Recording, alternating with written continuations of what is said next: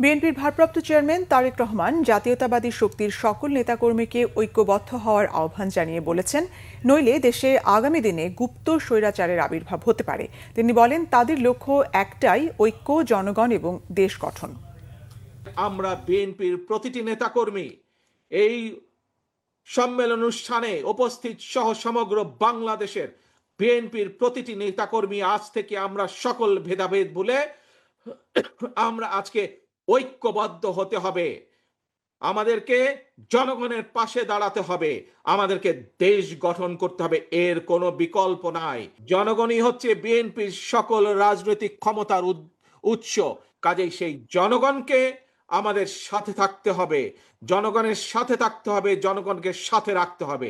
জনগণের সাথে যদি থাকতে হয়, জনগণকে যদি সাথে রাখতে হয়, তাহলে জনগণ যেভাবে চায় আমাদেরকে ঠিক সেভাবেই চলতে হবে। যদি আমরা জনগণকে বুঝাতে সক্ষম না হই, যদি আমরা ঐক্যবদ্ধ না হই প্রিয় ভাই বোনেরা, তাহলে বলা যায় না, হয়তো আগামী দিনে গুপ্ত স্বৈরাচারের আবির্ভাব হতে পারে দেশে। কাজে এই গুপ্ত স্বৈরাচার থেকে দেশকে রক্ষা করতে হবে, দেশের মানুষকে রক্ষা করতে হবে আমাদের।